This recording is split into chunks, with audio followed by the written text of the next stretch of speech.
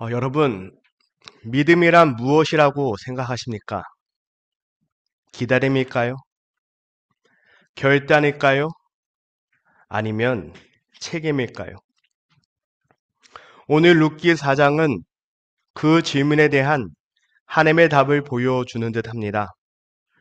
우리는 가을의 영성이라는 주제로 룻기를 함께 살펴보았습니다. 가을, 봄에 뿌린 씨앗이 여름을 지나 마침내 열매를 맺는 추수의 계절입니다. 마찬가지로 오늘 우리가 살펴볼 룻기는 하나님의 구속 역사가 긴 과정을 거쳐서 마침내 그 열매를 맺는 순간을 볼 수 있습니다. 룻기는 어떤 책입니까?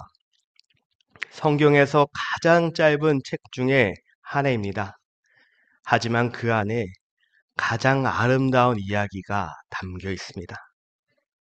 왜 그럴까요? 고난으로 시작하여서 회복으로 끝나는 믿음의 여정을 보여주는 책이기에 그렇습니다. 처음에는 흉년과 상실, 죽음으로 가득 찬 내용이었습니다. 어둠이었습니다. 그런데 마지막에는 생명과 소망, 그리고 새로운 시작으로 마무리됩니다. 그 절망의 이야기 속에서 늘 보이지 않게 일하시는 하나님의 손길이 나타납니다. 기억하십니까? 빈손으로 베들레헴으로 돌아온 나오미는 자신을 마라라고 하였습니다. 나는 쓴 사람이다. 전능자가 나를 괴롭게 하셨다라고 고백하였습니다. 그러나 하나님은 나오미를 괴롭게 하시는 분이 아니셨습니다. 그녀의 인생을 외면하지 않으셨고 이방 여인이자 며느리인 룻을 통해 구속의 길을 예비하셨습니다. 하나님은 절망 속에서도 언제나 새로운 길을 준비하시는 분이심을 우리는 알 수 있습니다. 그 하나님이 우리의 하나님이십니다. 아멘. 여러분, 우리의 삶은 어떠합니까? 어떤 분은 나오미처럼 인생의 쓴맛을 경험하였고 아니면 지금도 경험할 수 있습니다. 또 어떤 분은 룻처럼 낯선 이방에서 환경 속에서 적응하며 하루하루를 살아갈 수 있습니다. 그 안에서 은혜를 경험하며 살아가는 사람도 있습니다. 오늘 본문은 바로 그런 우리 모두에게 하나님의 구속이 어떻게 완성되는지를 보여줍니다. 오늘 이야기는 구속의 이야기의 마지막 결말입니다. 보아스가 기업 무르자로서 룻과 나오미의 삶을 회복시키는 장면을 통해 하나님께서 어떻게 구속의 은혜를 이루시는지를 드러내는 부분입니다. 이 본문 속에서 우리는 하나님의 구속이 어떻게 이루어지는지 한 가지도 아니고 두 가지도 아니고 세 가지로 확인할 수 있습니다. 그렇다면 하나님의 구속은 어떻게 시작될까요? 오늘 본문에서 우리는 그 구속의 첫 장면을 보게 됩니다. 먼저 첫 번째로 살펴봐야 할 것은 기업 물을 자의 무게입니다. 이는 책임을 감당하는 믿음에 대한 내용입니다. 룻을 만난 이후 보아스는 나오미가 3장의 마지막에 언급한 대로 일을 이루어질 때까지 쉬지 않고 움직였습니다. 4장 1절에 보면 이렇게 기록되고 있습니다. 보아스가 성문으로 올라가 거기 앉아 있더니 마침 보아스가 말하던 기업 물을 자가 지나가는지라. 보아스가 그에게 이르되 아무개여 이르러 와서 앉으라 하니 그가 와서 앉으매.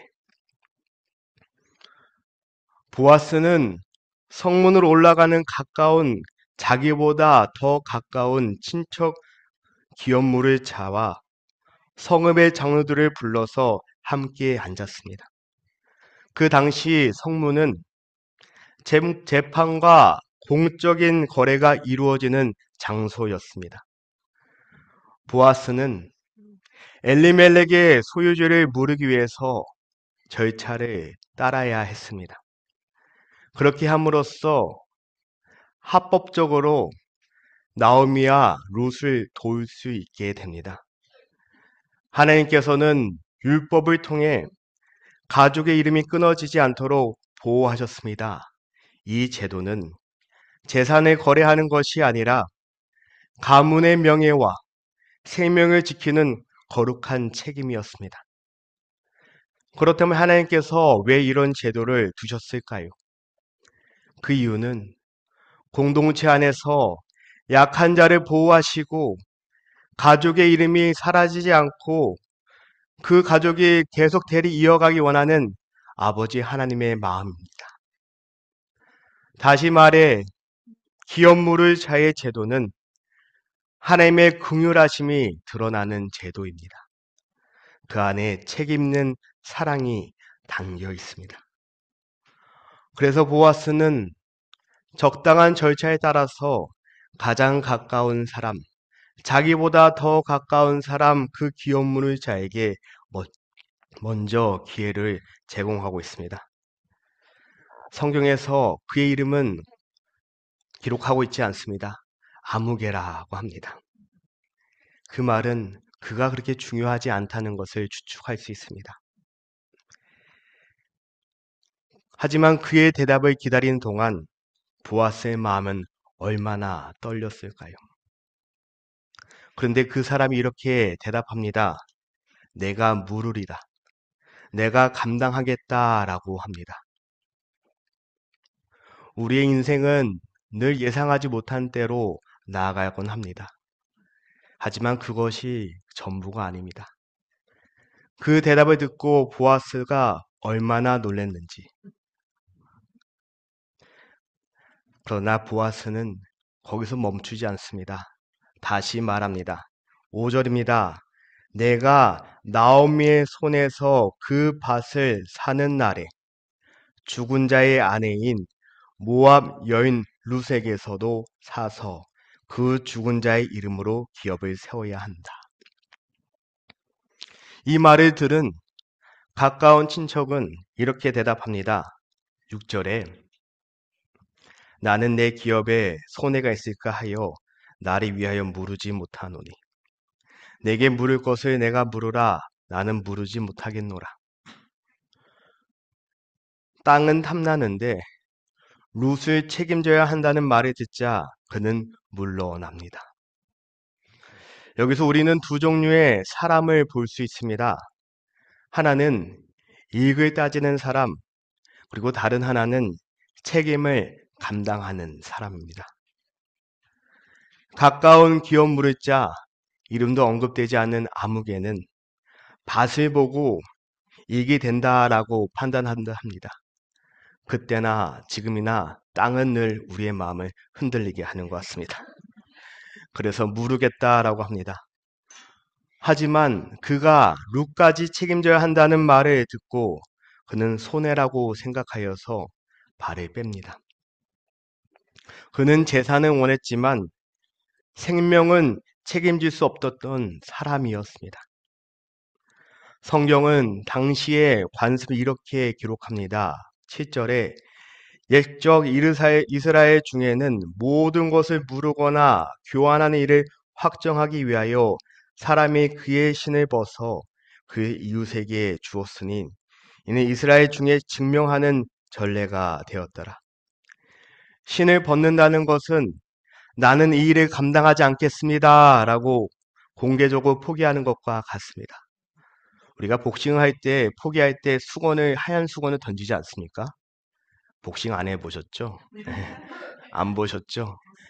그렇게 던짐으로써 우리가 포기하는 것을 말하고 있습니다. 그는 신을 벗으면서 책임에서 물러났습니다. 하지만 보아스는 달랐습니다. 그는 신을 벗지 않았습니다. 오히려 신을 신고 나아간 사람이었습니다. 그는 책임을 피하지 않았고 하나님의 뜻 안에서 그 무거운 짐을 기꺼이 짊어지기로 결단합니다.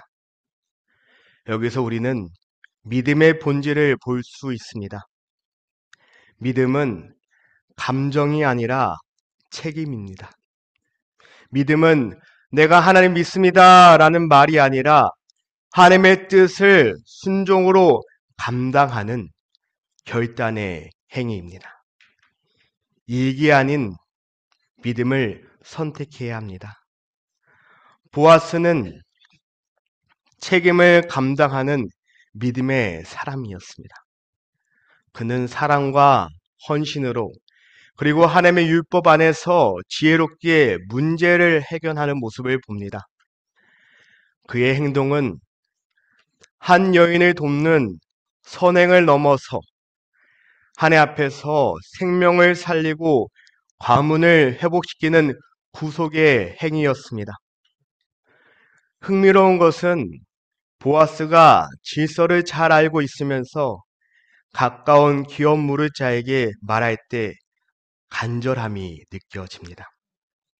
어떻게 느껴지냐고요? 그는 나오미의 며느리 룻이라고 하지 않았습니다. 모압 여인 룻이라고 말합니다.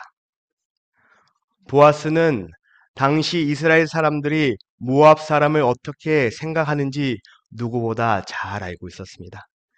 그렇기에 룻을 나오미의 며느리 룻이 아니라 모압 여인이라는 것을 꼭 언급하였습니다. 그 표현에는 룻을 향한 보아스의 간절한 마음이 느껴집니다. 오늘날에도 여전히 신을 벗는 사람들이 있습니다. 어려운 일이 닥치면 내가 손해볼까봐 물러나는 사람입니다. 하지만 믿음의 사람은 신을 신고 나아가는 사람입니다. 손해를 두려워하지 않고 하나님 앞에서 자신에게 맡기신 그 책임을 감당하는 사람입니다. 믿음은 계산이 아니라 헌신입니다. 이익을 따지는 것이 아니라 사명을 붙드는 것입니다. 그거 아십니까? 하나님은 신을 벗는 사람, 즉 책임이 회피하는 사람을 통해 일하지 않으십니다. 하나님은 미련해 보이지만 신을 신고 나아가며 무겁지만 연약하지만 그 거룩한 책임을 짊어지는 사랑을 통해 역사하십니다. 사랑하는 성도 여러분, 믿음은 도망이 아니라 감당입니다. 하나님께서 우리 각자에게 주신 책임을 믿음으로 감당할 때, 그 무게를 견디고 나아갈 때, 그 자리에 하나님의 일하심을 경험할 수 있습니다. 그 무게를 짊어져야지만이 하나님의 나의 삶과 역사하시는 것을 경험할 수 있습니다. 우리는 지금 어떤 책임 앞에 서 있으십니까? 하나님께서 우리에게 맡기신 기업물을 자의 사명을 두려움이 아니라 믿음으로 감당하시길 축복하여 드립니다. 둘째로 살펴볼 것은 보아스의 결단입니다. 이는 기다림과 인내의 시간에 관한 부분입니다. 보아스와 룻의 만남은 하루아침에 이루어진 것이 아니었습니다. 두 사람은 하나님의 뜻을 기다리며 조급하지 않고 인내로 반응하였습니다. 보아스는 자신의 감정보다 하나님의 뜻을 신뢰하였고 그 방법을 따랐고 그리고 하나님의 때를 기다렸습니다. 오늘날 우리는 빨리빨리라는 문화 속에 살아갑니다. 그렇지 않으십니까? 내가 식당에 갔습니다. 음식을 주문하였습니다. 왜 이렇게 빨리 안 나오는지 조급해합니다. 근데 그 식당이 패스트푸드 맥도날드였습니다.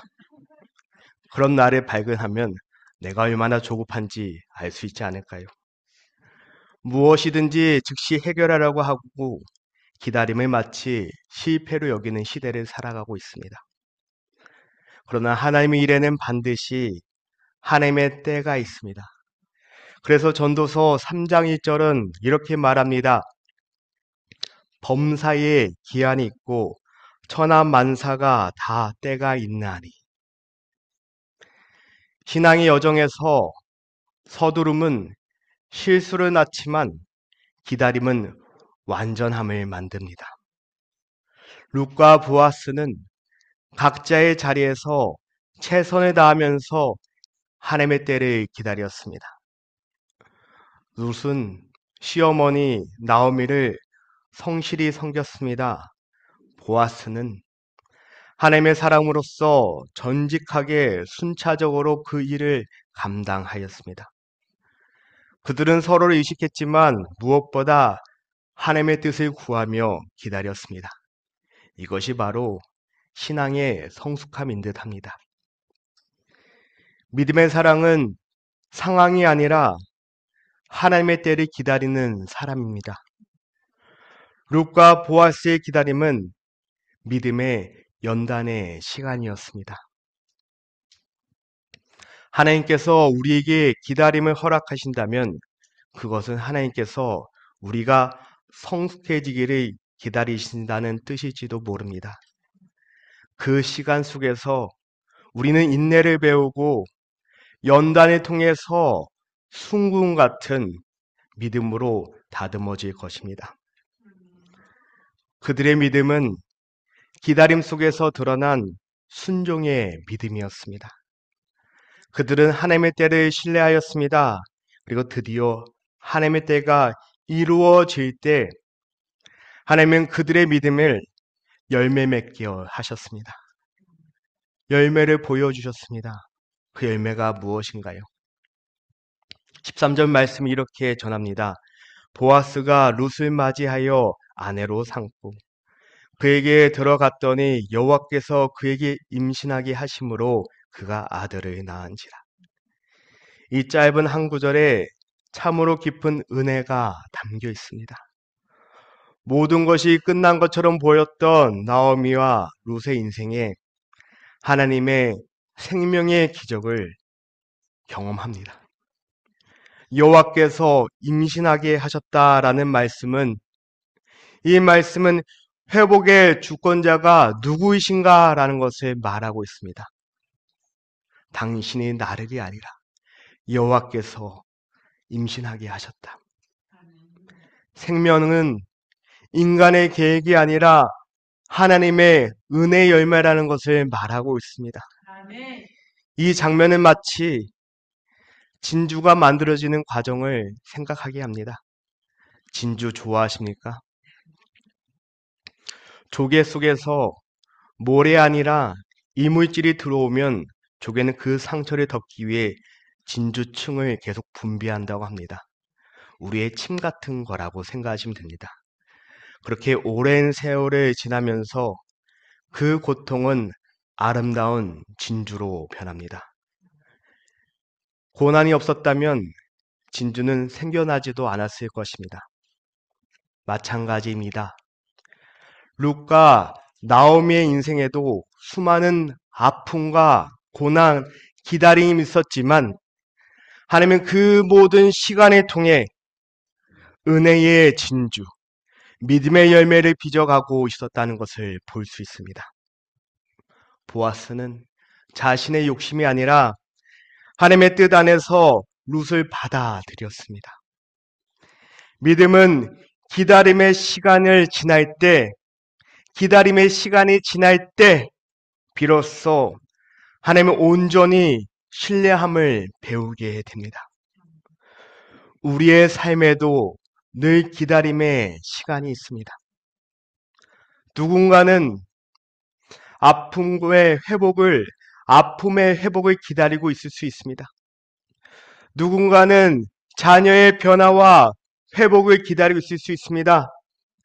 또 누군가는 내가 새벽마다 가슴을 치며 기도하는 그 기도의 제목들에 응답을 기다릴 수 있습니다. 때론 그 시간이 너무나도 길고 답답하게 느껴질 수 있습니다. 그러나 분명한 것은 하나님은 결코 늦지 않으십니다. 오히려 그 기다림을 통해, 그 기다림의 시간을 통해 우리의 마음을 정결케 하시고 우리의 믿음을 깊게 하십니다.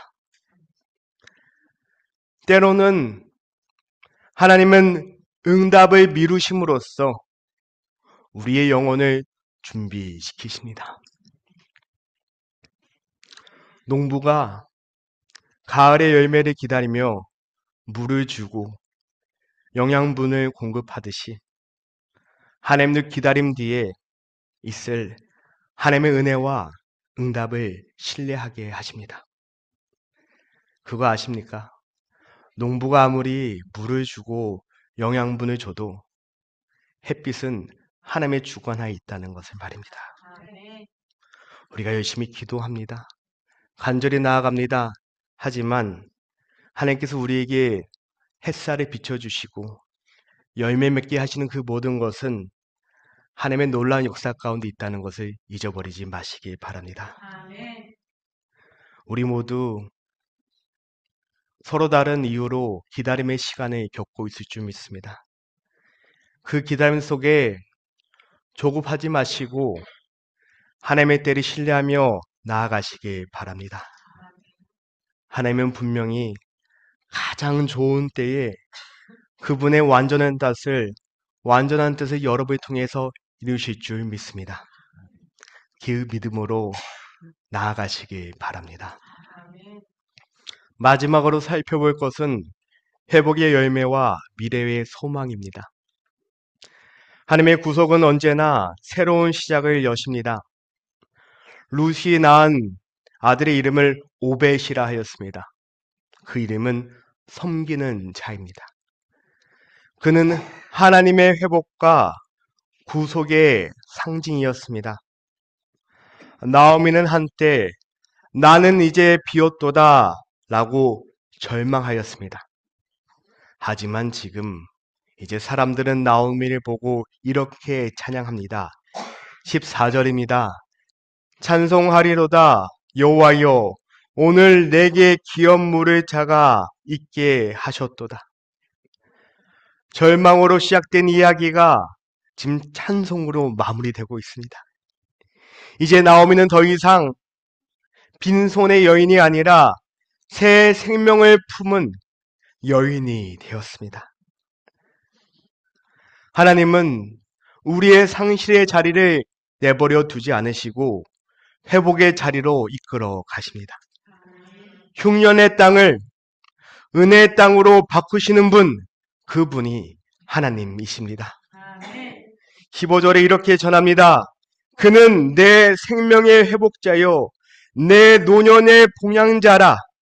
애굽 아들보다 귀한 내 며느리가 낳은 자로다. 얼마나 귀한 고백입니까? 하나님은 혈통보다 믿음과 순종을 귀하게 여기신다는 것을 말하고 있습니다. 회복은 단지 한 가정의 행복으로 끝나는 것이 아닙니다. 하나님의 구속은 언제나 미래로 흐르는 길이 되는 것입니다. 그렇기에 성경은 이렇게 그 계보를 전합니다. 21절에서 22절에 보아스는 오벳을 낳고 오벳은 이새를 낳고 이새는 다윗을 낳았더라. 오벳의 탄생은 단순한 회복이 아니었습니다. 구속사의 시작점이었습니다. 룻과 보아스의 가문에서 다윗이 태어났습니다. 다윗의 그 수손으로 예수 그리스도를 통해서 이 땅에 인류의 구원이 완성되었습니다. 그렇기에 마태복음 1장 5절에서 6절이 이렇게 기록합니다. 보아스는 룻에게서 오벳을 낳고 이새는 다윗 왕을 낳으니라. 즉 한 이방 여인의 믿음과 순종이 메시아의 족보를 완성하는 것을 볼 수 있습니다.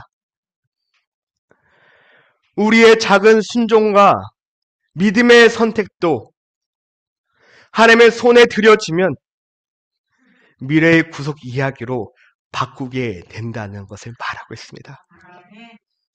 오늘 하루의 작은 순종이 내일의 구속의 길을 열어가고 있다는 것입니다. 지금 나의 결단이 미래의 다윗을 세운다는 것을 말하고 있습니다. 그러므로 우리는 지금 서 있는 자리에서 작은 순종 하나를 실천해야 합니다. 어떻게 실천하고 있으십니까? 나의 가정에서는 축복의 말 한마디, 공동체 안에서는 작은 사랑과 섬김, 그리고 하나님 앞에서는 정직함, 이 모든 작은 걸음 하나하나가 쌓일 때 우리는 우리 안에 믿음의 씨앗이 생기게 될 줄 믿습니다. 그거 아십니까? 2024년 10월 27일 누구에게는 아무렇지 않은 날일 수 있습니다. 하지만 저에게는 그날 이 자리에서 하나님의 복음을 전했습니다. 누군지도 모르는 여러분에게 하나님의 복음을 전했습니다. 이곳에 와서 하나님의 주신 마음에 순종하며 여기까지 왔습니다. 순종 어렵지 않습니다. 이걸 따지면 어렵습니다. 그런데 하나님의 말씀에 순종하며 반응하면 어려울 거 하나도 없습니다. 우리는 그 하나님의 말씀에 순종으로 반응하시기 바랍니다. 그 하나님이 나에게 어떤 하나님이신지 자꾸 잊어버리지 마시기 바랍니다. 그 하나님, 회복의 하나님이십니다. 구속의 하나님께서 우리의 삶을 주님께 맡기시면 그분의 은혜 안에서 우리의 새로운 미래를 이끌어 가신다는 것입니다. 나의 미래가 어떻게 될지 걱정하고 염려하는 시간에 먼저 작은 순종으로 나아가시기 바랍니다. 오늘 우리가 살펴본 보아스, 그 보아스는 룻과 나오미를 위해서 값을 치른 기업 물을 자였습니다. 그는 사랑으로 책임을 감당하였고 그들의 삶을 회복시켰습니다. 이런 믿음 어디서 보았으라고 할 때 이 믿음 우린 보았습니다. 어디서 보았습니까? 바로 예수 그리스도를 통해서입니다. 보아스는 옷이 예수님의 모형이었습니다. 예수님께서 말씀하신 거 기억하시니까 인자가 온 것은 섬김을 받으려 함이 아니라 도리어 섬기려 하고 자기 목숨을 많은 사람의 대속물로 주려 함이라. 보아스가 룻에게 새 인생을 주었듯이 예수님은 우리에게 새 생명을 주셨습니다. 보아스가 룻과 나오미의 수치를 명예로 바뀌었듯이 예수님은 우리의 죄를 의로 바꾸셨습니다. 보아스가 나오미의 그 무너지는 가문을 회복시켰듯이 일으켜 세웠듯이 예수님은 우리를 하나님의 가족으로 회복시키셨습니다. 사랑하는 성도 여러분, 이 가을의 계절 동안에 우리가 배운 가장 중요한 교훈은 무엇일까요? 보아스 같은 남자 없나? 룻 같은 며느리 없나? 그런 것이 아니길 바랍니다. 믿음은 신을 신고 나아가는 것이다. 그것을 기억하시기 바랍니다. 그것은 한 번의 고백이 아니라 삶의 태도, 방향의 전환입니다. 책임을 회피하지 말고 감당하시기 바랍니다. 조급해하지 말고 하나님의 때를 묵묵히 기다리며 오늘 하루의 순종을 통해 미래의 소망을 여시는 그 믿음이 우리 안에 있기를 바랍니다. 신을 벗고 물러나는 것이 아니라 신을 신고 하나님의 부르심에 응답하시길 바랍니다. 이것이 바로 가을의 영성, 그 가을의 영성이 우리에게 주는 중요한 메시지입니다. 가을은 추수를 마무리하는 계절이지만 동시에 새로운 시작을 준비하는 계절이기도 합니다. 농부가 추수를 마치고 다음 해를 위해서 땅을 뒤집고 겨울이 오기 전에 기반을 준비합니다. 우리도 지금까지 온 이 한 해를 돌아보면서 믿음으로 다가올 새로운 계절을 준비해야 합니다. 우리에게 주신 모든 것들 당연한 것 하나도 없습니다. 우리가 받은 은혜, 내 능력으로 된 거 하나도 없습니다. 우리에게 오늘이란 하루를 허락하신 것, 이 하루 누군가에게는 그렇게 간절히 원했던 하루일 수 있습니다. 하나님은 언제나 신실한 믿음의 사람을 통해 절망의 이야기를 구속의 이야기로 이끌어 가십니다. 우리가 그 이야기를 써내려가는 믿음의 사람이 되었으면 좋겠습니다. 때로는 지금 이 고난이 이해되지 않을 수 있지만 하나님은 늘 우리를 보고 계시고 인도하신다는 그 믿음을 가지고 나아가시기 바랍니다. 그리고 오늘 우리의 삶 가운데 하나님이 여전히 우리를 위해서 구속의 일을 행하고 계십니다. 그 누구보다 우리를 사랑하시는 주님, 나보다 나를 더 잘 아시는 주님께서 여러분에게 어떻게 하면 최고의 것을 선물로 주길 계획하고 계십니다. 그분의 은혜로 우리의 마지막 장을 새롭게 쓰시길 바랍니다. 그분의 은혜가 우리의 삶에 체험받기에 우리의 마지막 장이 절망이 아니라 희망이, 좌절이 아니라 기쁨이, 감사가 넘치시길 바랍니다. 우리의 보아스이신 예수 그리스도 안에서 우리의 구속과 회복, 그리고 새로운 생명이 시작됨을 기억하시기 바랍니다. 이제 우리는 겨울을 맞이합니다. 계절의 겨울도 있지만 믿음의 겨울도 있습니다. 준비하면 우리는 이 겨울을 넉넉히 이겨 나갈 것입니다. 더욱 깊은 믿음으로, 더욱 하나님을 사랑하는 마음으로, 더욱 주님께 나아가는 그 믿음으로 나아갈 때 우리는 이 겨울에 깨어있는 믿음의 사람이 될 줄 믿습니다. 하나님께서 우리에게 허락하신 새로운 계절, 그 계절 가운데 이번 계절보다 더 큰 그 하나님의 은혜가 여러분의 삶 가운데 넘쳐나시길 주명으로 간절히 축원하여 드립니다.